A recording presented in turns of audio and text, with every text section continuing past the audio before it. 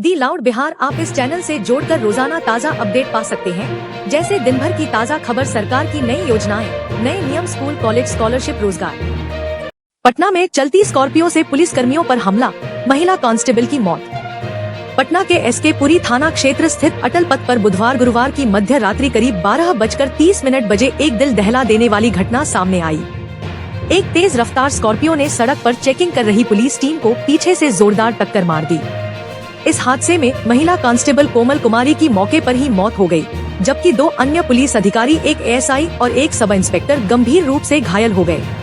घटना के बाद अफरातफरी मच गई। घायलों को तात्कालिक रूप से अस्पताल में भर्ती कराया गया, जहां उनकी हालत नाजुक बताई जा रही है। वहीं स्कॉर्पियो का ड्राइवर मौके से फरार हो गया, लेकिन वाहन में सवार 2 संदिग्धों को पुलिस ने हिरासत में ले लिया है। उनसे पूछताछ जारी है। पटना के वरिष्ठ पुलिस अधीक्षक अवकाश कुमार समेत अन्य वरिष्ठ अधिकारी मौके पर पहुंचे और घटनास्थल की जांच की। उन्होंने इसे बेहद गंभीर मामला बताया और आरोपियों की जल्द गिरफ्तारी का आश्वासन दिया। पुलिस वाहन की नंबर प्लेट के आधार पर मालिक की पहचान करने की प्रक्रिया में जुट गई है और साथ ही अटल पथ के सीसीटीवी फुटेज भी खंगाले जा रहे हैं। यह घटना पटना में कानून व्यवस्था और पुलिस कर्मियों की सुरक्षा को लेकर गंभीर सवाल खड़े कर रही है। विपक्षी दलों ने इस मामले को लेकर सरकार पर हमला बोलते हुए कहा है कि राज्य में अपराधियों के हौसले बुलंद हैं और कानून व्यवस्था पूरी तरह से चरमरा गई है। यह हादसा न सिर्फ एक संवेदनशील महिला पुलिसकर्मी की दुखद मौत को उजागर करता है, बल्कि पुलिस बल की सुरक्षा के सवाल पर भी एक नई बहस छेड़ता है। नौकरी दो या सत्ता छोड़ो, कांग्रेस की आक्रामक रणनीति। बिहार के 25 जिलों में प्रदर्शन। लोकसभा चुनाव के बाद बिहार की राजनीति में गर्मी लगातार बढ़ती जा रही है। कांग्रेस ने आज नौकरी दो या सत्ता छोड़ो नारे के साथ राज्यव्यापी विरोध प्रदर्शन किया। बिहार कांग्रेस अध्यक्ष राजेश कुमार के नेतृत्व में पार्टी कार्यकर्ताओं ने राज्य के 25 जिलों में स्थित रोजगार कार्यालयों, एम्प्लॉयमेंट एक्सचेंजेस के बाहर धरना प्रदर्शन किया। इस आंदोलन का प्रमुख उद्देश्य एनडीए सरकार पर दबाव बनाना है, ताकि राज्य में 5 लाख से अधिक रिक्त सरकारी पदों को तत्काल भरा जाए। कांग्रेस इसे आगामी विधानसभा चुनाव से पहले बेरोजगारी को प्रमुख चुनावी मुद्दा बनाने की तैयारी में जुटी है। धरने के दौरान कांग्रेस नेताओं ने कहा कि एनडीए सरकार सिर्फ वादे करती है, लेकिन युवाओं को रोजगार देने में पूरी तरह विफल रही है। राजेश कुमार ने आरोप लगाया कि सरकार युवाओं को ठग रही है और बिहार के युवाओं को नौकरी की जगह सिर्फ जुमले मिल रहे हैं। उन्होंने कहा, अगर सरकार को सत्ता में रहना है तो उसे युवाओं को रोजगार देना होगा, वरना कांग्रेस सड़क से लेकर सदन तक आंदोलन करेगी। राजनीतिक विश्लेषकों का मानना है कि बेरोजगारी को लेकर युवाओं में असंतोष बढ़ रहा है और कांग्रेस इस मुद्दे को केंद्र में रखकर विधानसभा चुनाव से पहले जन समर्थन जुटाने की कोशिश में है। अब तक राज्य सरकार या एनडीए घटक दलों की तरफ से इस आंदोलन पर कोई औपचारिक प्रतिक्रिया सामने नहीं आई है। कांग्रेस का यह अभियान आगामी दिनों में और भी तीव्र होने की संभावना है, खासकर जब बिहार में राजनीतिक समीकरण तेजी से बदल रहे हैं और विपक्ष लगातार सक्रिय हो रहा है। महागठबंधन की अहम बैठक। तेजस्वी यादव को सीएम चेहरा बनाने पर सहमति के संकेत। बिहार में आगामी विधानसभा चुनाव को लेकर महागठबंधन की रणनीति तेज होती जा रही है। आज सुबह 11:30 बजे पटना में आरजेडी नेता तेजस्वी यादव की अध्यक्षता में महागठबंधन की एक महत्वपूर्ण बैठक आयोजित की गई, जिसमें सीट बंटवारे, चुनावी तैयारियों और गठबंधन की संरचना को लेकर विस्तृत चर्चा हुई। बैठक के प्रमुख एजेंडे: सीट बंटवारे का प्रारंभिक खाका तैयार करना, गठबंधन के भीतर समन्वय समिति का गठन, तेजस्वी यादव को महागठबंधन का मुख्यमंत्री चेहरा बनाने पर सहमति बनाना। बैठक में आरजेडी, कांग्रेस, वाम दलों समेत अन्य घटक दलों के वरिष्ठ नेता मौजूद रहे। सूत्रों के मुताबिक तेजस्वी यादव को आगामी विधानसभा चुनाव के लिए महागठबंधन का औपचारिक मुख्यमंत्री उम्मीदवार घोषित करने की दिशा में सहमति बन चुकी है और इसका आधिकारिक ऐलान जल्द ही किया जा सकता है। महागठबंधन में सामंजस्य और तालमेल बनाए रखने के लिए एक समन्वय समिति के गठन पर भी चर्चा हुई। इस समिति में सभी प्रमुख दलों के प्रतिनिधि होंगे, जो नीति निर्धारण और चुनावी अभियान में तालमेल का काम करेंगे। राजनीतिक जानकारों का मानना है कि यह बैठक महागठबंधन की चुनावी एकता को मजबूत करने और तेजस्वी यादव के नेतृत्व को केंद्रीकृत करने की कोशिश है।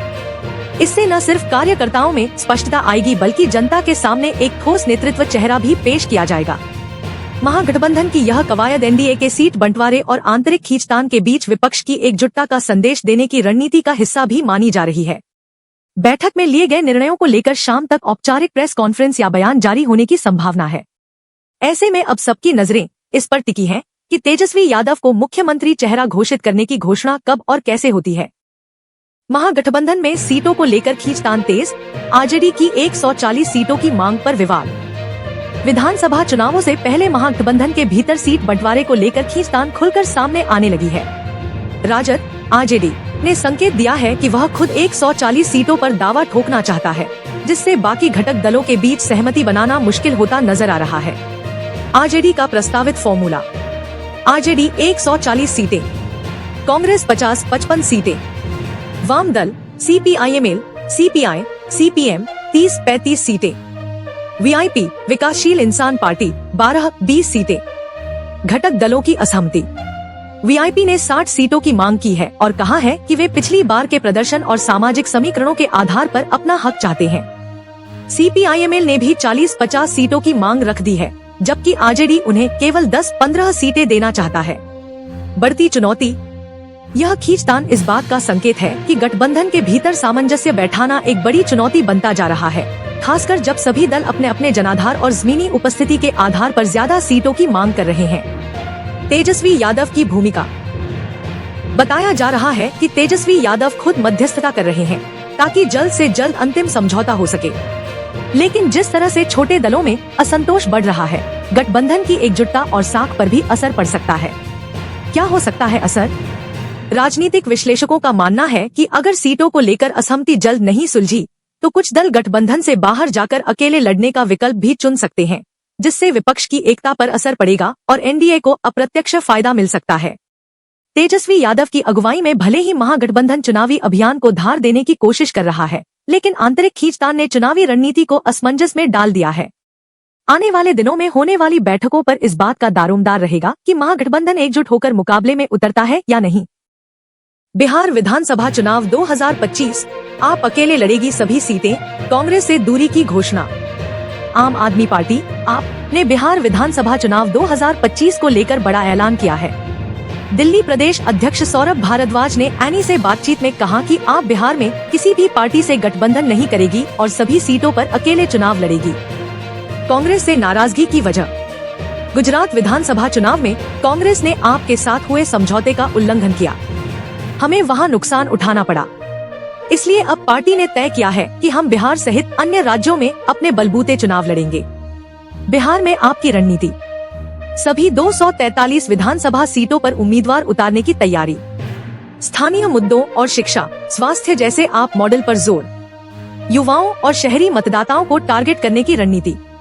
आप नेताओं का कहना है कि पार्टी बिहार में शिक्षा, स्वास्थ्य, बिजली पानी जैसे मुद्दों पर दिल्ली मॉडल पेश करेगी और पारंपरिक दलों से अलग एक साफ सुथरी राजनीति की दिशा में विकल्प बनेगी। महागठबंधन को झटका: आपकी यह घोषणा महागठबंधन के लिए एक झटका मानी जा रही है, क्योंकि पहले उम्मीद की जा रही थी कि विपक्षी एकता के तहत आपको भी कुछ सीटें दी जाएंगी। लेकिन अब स्थिति साफ है कि आप विपक्षी खेमे से भी अलग हो चुकी है।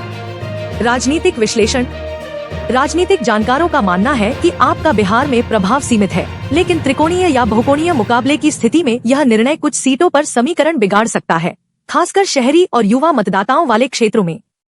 आपने साफ कर दिया है कि वह अब राष्ट्रीय राजनीति में अपनी स्वतंत्र पहचान बनाना चाहती है और गठबंधन आधारित राजनीति से दूरी बना रही है। बिहार चुनाव 2025 में यह फैसला पार्टी के लिए जोखिम और अवसर दोनों साबित हो सकता है। LLTN के जरिए बीजेपी का हमला, आरजेडी के जंगलराज की याद दिलाने की कोशिश। बिहार में चुनावी सियासत तेज होती जा रही है और इसी कड़ी में बीजेपी ने आज आरजेडी पर तीखा हमला बोला है। पार्टी ने एक नया प्रचार अभियान LLTN लॉन्च किया है, जिसका उद्देश्य लालू प्रसाद यादव के नेतृत्व वाले आरजेडी शासनकाल को अपराध, अराजकता और गिरोहबाजी से जोड़कर जनता के सामने पेश करना है। LLTN क्या है? बीजेपी के इस डिजिटल और ग्राफिक प्रचार में LLTN शब्द का इस्तेमाल लालू प्लस लालटेन, आरजेडी का चुनाव चिन्ह के प्रतीकात्मक मिश्रण के रूप में किया गया है। इसका उद्देश्य यह दर्शाना है कि जहां लालटेन की रोशनी होती है, वहां अंधेरा, भय और गुंडाराज होता है। प्रचार सामग्री में क्या है? 1990 से 2005 के दौरान बिहार में हुए चर्चित आपराधिक मामलों की सूची, जंगलराज, अपहरण उद्योग, रंगदारी और जातीय हिंसा के आंकड़े, गिरोहबाजी और भ्रष्टाचार के आरोपों की वीडियो क्लिप्स, तेजस्वी जंगलराज की वापसी जैसी टैगलाइन। बीजेपी की रणनीति: बीजेपी इस प्रचार के जरिए युवा मतदाताओं को यह बताने की कोशिश कर रही है कि तेजस्वी यादव भले ही नई छवि बनाने की कोशिश कर रहे हों, लेकिन उनकी पार्टी की जड़ें उसी पुराने अराजक शासन से जुड़ी हैं। इस अभियान को सोशल मीडिया, व्हाट्सएप ग्रुप्स और स्थानीय प्रचार वाहनों के जरिए व्यापक रूप से फैलाया जा रहा है, ताकि गांव-गांव तक जंगल राज की छवि फिर से ताज़ा की जा सके। आरजेडी की प्रतिक्रिया। आरजेडी ने इसे बीजेपी की बौखलाहट और पुरानी स्क्रिप्ट का दोहराव बताया है। पार्टी प्रवक्ताओं का कहना है कि बीजेपी के पास वर्तमान मुद्दों जैसे बेरोजगारी, महंगाई और किसान संकट पर बोलने के लिए कुछ नहीं बचा, इसलिए वह पुरानी कैसेट चला रही है। LLTN बनाम नौकरी दो या सत्ता छोड़ो जैसे अभियानों के जरिए बिहार का सियासी मैदान गर्म हो रहा है। जहां एक और महागठबंधन बेरोजगारी जैसे मुद्दों पर सरकार को घेर रहा है, वहीं बीजेपी सुरक्षा और अराजकता के पुराने नैरेटिव के सहारे जनता को सावधान करने की कोशिश में जुटी है। आगामी हफ्तों में यह देखा जाना दिलचस्प होगा कि जनता किस प्रचार पर भरोसा करती है, अतीत के डर पर या वर्तमान की उम्मीदों पर। एलजेपी रामविलास की सीटों की मांग पर एनडीए में हलचल। बीजेपी ने बताया विस्तारवाद, लेकिन नहीं मानी दरार। बिहार विधानसभा चुनाव से पहले लोक जनशक्ति पार्टी रामविलास के नेता चिराग पासवान द्वारा सीटों की बढ़ी हुई मांग ने एनडीए खेमे में हलचल जरूर मचा दी है, लेकिन इसे गंभीर दरार नहीं माना जा रहा।